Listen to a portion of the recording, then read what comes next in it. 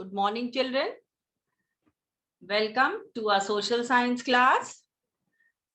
And today we will continue chapter 5, the creation of an empire. So, children, this chapter is of history subject. Okay, children. So, we are going to continue history revision, chapter 5, the creation of an empire. So, children, so far in the previous turn, we have revised about Babur, father of Humayun, and we have also revised Humayun, the topic, father of Akbar. Okay, children. And also we have learnt about Sher Shah Suri. So today we will be revising in case study, which is important, case study about Akbar. Okay, children. So here I repeat again, that is Babur was the father of Humayun. Humayun was the father of Akbar.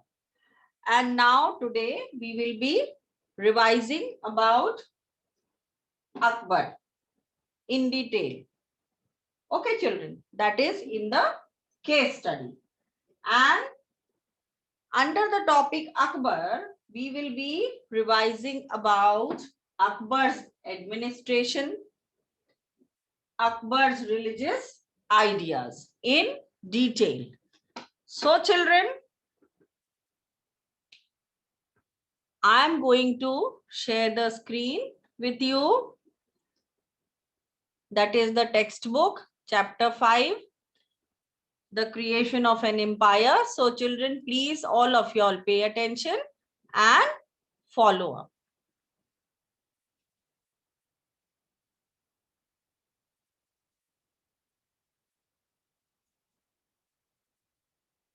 So here we are, children, with the case study of Akbar.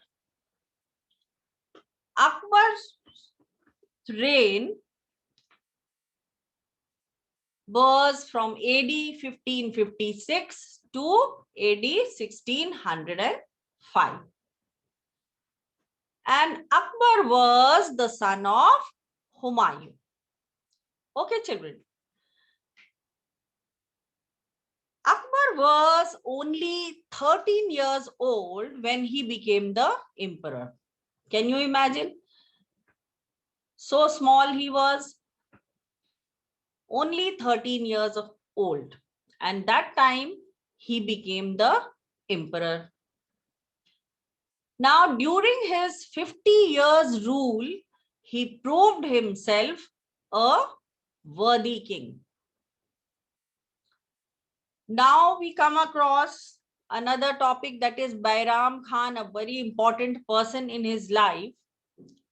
He was Akbar's tutor and also he was Akbar's father's trusted friend. So Akbar in his early years was guided by his father's trusted friend and his tutor Bairam Khan. He looked after the kingdom until AD 1560.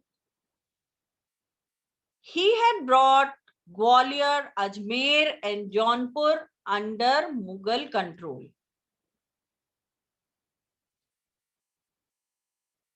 So this was Bairam Khan. And when Akbar grew up,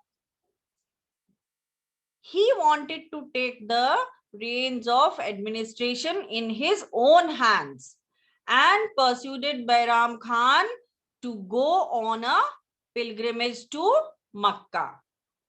So this is what Akbar did. He told Bairam Khan that now I am old enough and I will be looking after the administration. And he told Bairam Khan that you please go to pilgrimage to Makkah. Now what happened next? On his way to Makkah, Bairam Khan was killed by an Afghan in Gujarat. Okay, children. Now we come to the next topic, that is Akbar's conquest. Akbar's conquest. So here you can see the map of Akbar's empire. And in his conquest, Malwa was conquered in AD 1561. In AD 1564, Akbar attacked Gondwana, where Rani Durgavati bravely resisted the Mughal forces and she was defeated. Akbar wanted to expand his kingdom and bring about peace and order all around. He established friendly relations with the brave Rajputs. He himself married a number of Rajput princes. Many Rajputs were given high posts in his administration. Many of his loyal advisors were Rajputs like Raja Man Singh. There were, however, many brave Rajput rulers such as Rana Uday Singh and Maharana Pratap, who challenged Akbar's might. Okay, children. He advanced to Chittor in AD 1567.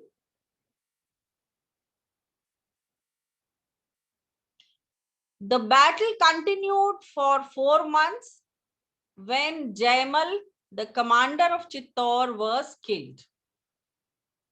And Mewar passed on to the hands of the Mughals. Rana Uday Singh's son, Maharana Pratap, was equally a valiant king. Valiant king means he was very brave. He was a brave king. He was a courageous king. And also he was what?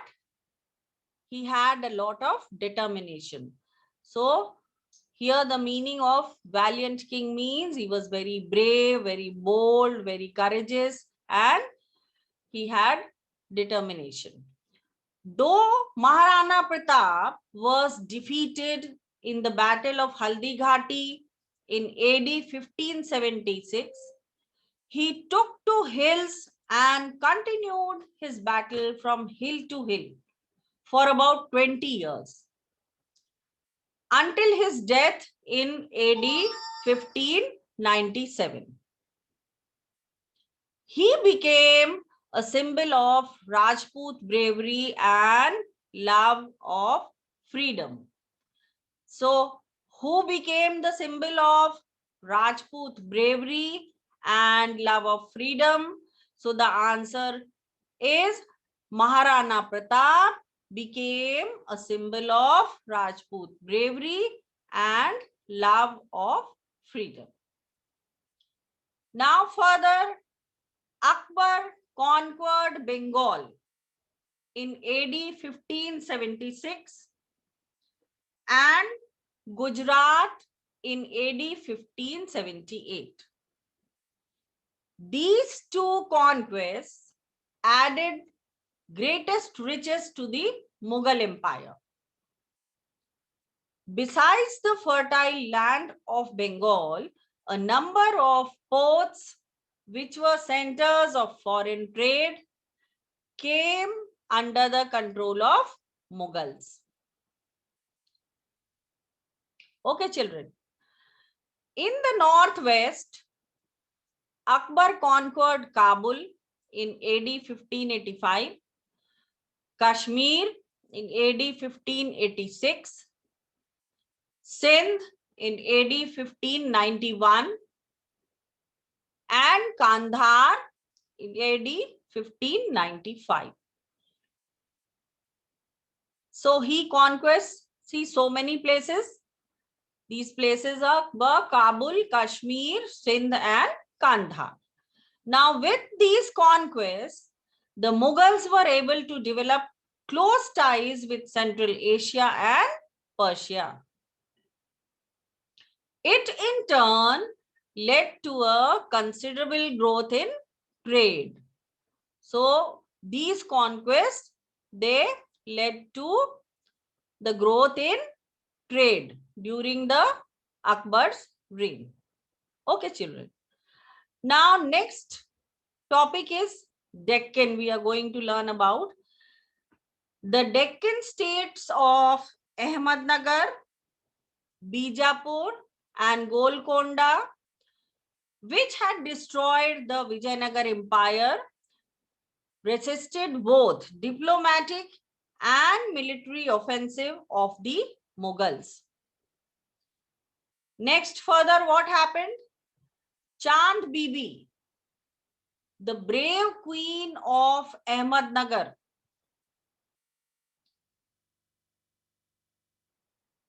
who was the brave queen of Ahmednagar? Chand Bibi. The brave queen of Ahmednagar faced the Mughal army in AD 1595, and she was forced to sign a treaty. A treaty means an agreement. So she was forced to sign a treaty and hand over Berar to the Mughals. Okay, children. So this was about the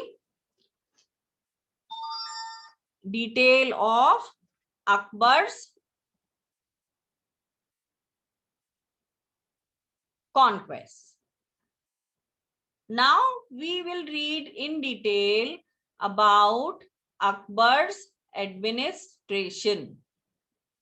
Okay, children.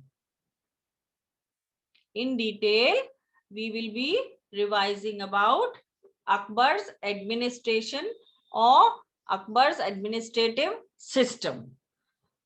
So what was this system? Akbar not only established a vast empire, but he also gave the country an efficient administrative setup. So he was very intelligent, he was very wise, and he gave an efficient administrative setup. And this was the first step was central administration. Central administration we are going to learn about, that is Akbar was the pivot of the whole administration, means he was the main person and he was at the head of both civil and military administration. He was the fountain of justice. So that means here we come to know the two qualities of Akbar. He was a very good administrator and also he was very good in justice. Okay. And he was assisted by many talented and gifted officers. First was Wazir. Wazir was the prime minister who looked after general administration. Then comes the Diwan. The Diwan was in charge of the Department of Finance and Revenue. Revenue is tax, land tax. So he was in charge. Who was in charge of the Department of Finance and Revenue? The Diwan was in charge. And who was the Prime Minister? The Wazir. Next was Mir Bakshi. Mir Bakshi was the head of the military department. Then Sadr Sadur was the advisor to the emperor. and he used to give advice on religious matters. Okay, children. And he looked after charities for educational and religious purposes.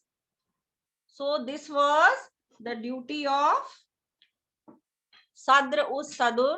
He was the advisor to the emperor, that was Akbar that time, on religious matters, and he also looked after the charities of educational and religious purposes. So this was all about central administration. And now we will be learning in detail about the provincial administration. Provincial administration was also excellent. For administrative purposes, Akbar, what did he do? He divided his empire into 15 provinces called subas. So he divided his empire into 15 parts which were called provinces, and they were called subas. These subas were under the control of provincial governors called subedars and sipahsalars. Followed, children? The empire was divided into 15 provinces called subas. Subas were under control of provincial governors who were called subedars and sipahsalars. The subas or provinces were further divided into districts called sarkars. And then further, the districts were subdivided into smaller units called parganas, which were under fauzdars. Now, each pargana had a number of villages. Okay. And the mukaddam and patwari, which were these two officers, mukaddam and patwari, they looked after the village administration. Followed, children? So this was all about provincial administration. And now we come to the next topic, which is very important. And here the question arises, this system is the Mansabdari system. So the question is, what was Mansabdari system? What do we understand by the Mansabdari system of Akbar? Okay, so here Akbar created an imperial service based on merit and rank or position, and it was called Mansabdari system. So you understood, children, what was Mansabdari system? The word Mansab means a rank or position. The Mansabdars or the holders of this rank enjoyed certain privileges and had certain functions to perform. Okay, children. And the lowest rank, because it was based on the rank or position. So there were many ranks, lowest and highest. So the lowest rank was that of 10. And whereas the highest rank was 5,000. And which was later on increased to 10,000 by Akbar's successors. The Mansabdars held their appointments directly from the emperor. So that means who was appointing the Mansabdars? Akbar was appointing from the emperor. Who was the emperor? Akbar. Now they acted both as military commanders and civil administrators. So they had to perform many duties. They had to perform military duties also and administrator duties also. Civil administrative duties, and also they had to act as military commanders. The highest rank was generally reserved for members of the royal family. Okay, children. And the nobles.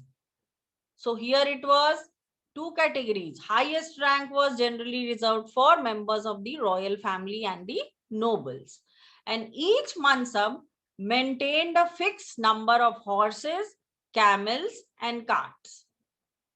The holders of lower ranks, so those who were holding a lower position, a lower rank, they received their salaries in cash. But the holders of higher ranks, they received their salary as land grant. They were granted jagirs, or they were given land grants as their salaries. Okay, children. So this was all about the Mansabdari system. And Akbar was the emperor, and he used to directly appoint the Mansabdars. Now we come to the next topic, that is Jagir. Jagir word just now we have come across, that Jagir means land grants. Now here in detail we will revise about Jagirs. Jagirs, the Mansab, now here the Mansabdars were allowed to collect land revenue from the Jagirs granted to them. Followed, children? Mansabdars were allowed to collect land revenue from the Jagirs granted to them. Followed? So they had to collect land revenue also. Then they were granted Jagirs for a temporary period. For a short time, temporary. Jagirs were often transferred from one Mansabdar to another. In other words, they were not given ownership rights over the land granted to them. Understood, children? Means they were not the permanent owners of the land. They were what used to transfer from one Mansabdar to another. And they only collected revenue for themselves and for the troops they maintained. The chief merit of the Mansabdari system, means the main aim of the Mansabdari system was that Akbar was able to recruit persons of great ability for the service of the empire. And the system worked well under him. But in course of time, it led to corruption. So corruption also crept inside in this Mansabdari system, and some of the Mansabdars did not maintain as many troops as they were required to have. So this was all about Jagirs under Mansabdari system. And now we have the next topic, that is military administration. Okay, children, military administration. The Mughal army consisted of infantry, cavalry, artillery, and navy. The troops were mostly provided by Mansabdars. Mir Bakshi was responsible for maintaining the list of Mansabdars and other officials. He was also the paymaster general of all officers of the state, including Mansabdars. So he was holding a very important position. Mir Bakshi, he was responsible for maintaining the list of Mansabdars and other officials, and he was also the paymaster general of all officers of the state, including Mansabdars. Now next topic comes about land revenue system. What was land revenue system during Akbar's time? This was also very important system, and Raja Todarmal was Akbar's land revenue minister. Okay, children. So here we will learn about the land revenue system in detail. During the reign of Akbar, a reformed revenue system was introduced. Todarmal, who had earlier worked under Sher Shah, first carried out a proper survey of land. Then he classified the land according to its productivity into 4 categories. Okay, children. Land revenue or the tax. Land revenue means land tax was fixed according to the productivity of land. This revenue system was called Zabt. Okay, children. And it was also known as Todarmal's Bandobast because Todarmal was Akbar's revenue minister. Followed, children. So since Todarmal was Akbar's revenue minister, this system was also known as Todarmal's Bandobast. The revenue was collected by the village headman, that is Mukaddam, or some other local chiefs called the Zamindar. The Zamindars could keep a certain percentage of what they received from the peasants. Whatever revenue collection they were collecting, they were supposed to keep little percentage of the land revenue which they were collecting from the peasants, or they were collecting from the farmers. And in course of time, the zamindars had become very powerful because they had so much of land revenue and little percentage they were keeping for themselves. They started exploiting the peasants who sometimes revolted. Finally, what happened? Corruption crept inside and they started exploiting the peasants, the farmers. Later on, the peasants revolted.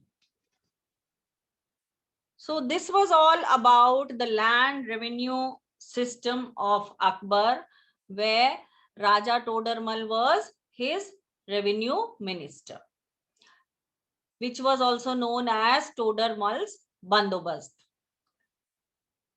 Now we have the next topic, that is religious ideas of Akbar, or we can say Akbar's religious ideas. So you know, children, that Akbar was religious tolerant emperor. What type of emperor he was? He was religious tolerant emperor. And he built the Ibadat Khana at Fatehpur Sikri. Here he held religious discussions with the preachers of different religions. This is the point to note, that he used to discuss, religious discussions were held with the preachers of different religions. He realized that there is basic unity among all religions. Means then he realized that all the religions have basic unity, and it was this idea of Sulh Kul, means universal peace. So what was the idea? It was this idea of Sulh Kul, universal peace, which made Akbar tolerant of different religious faiths. Okay, children. And Akbar also abolished the hated jizya tax, which was taken from the Hindus. Then in AD 1580, the emperor started a new faith. What happened? in 1580, Akbar started a new faith called Deen-e-Ilahi, means divine religion. And this religion, Deen-e-Ilahi, this new faith, Deen-e-Ilahi, means divine religion, contained the best principles of different religions, such as honesty, truth, justice, and peace. So these were the main features of Akbar's new faith called Deen-e-Ilahi, means divine religion, and it contained the best principles of different religions such as honesty, truth, justice, and peace. Unfortunately, not many people were attracted to the new faith. Okay, children. So this was all about the religious policy or the religious ideas of Akbar. His idea was of Sulh-Kul, that is universal peace. And he started a new faith called Deen-e-Ilahi, divine religion, which was based on honesty, truth, justice, and peace. Now we come to the last topic of case study of Akbar, that is Akbar's mausoleum. Mausoleum means an impressive building having or housing a tomb of Akbar. Akbar mausoleum means this impressive building. You can see here in the picture of Akbar's mausoleum. It's a building and impressive, and it is housing a tomb of Akbar. So Akbar was a great conqueror and an able ruler. He was one of the greatest monarchs known to history, and his mausoleum is at Sikandra near Agra. Where is his mausoleum? His mausoleum is at Sikandra near Agra. Okay, children. So this is all we have learned in the case study of Akbar. So children, thank you for watching. This is all for today. See you in the next class. Till then, take care and stay safe. And keep smiling.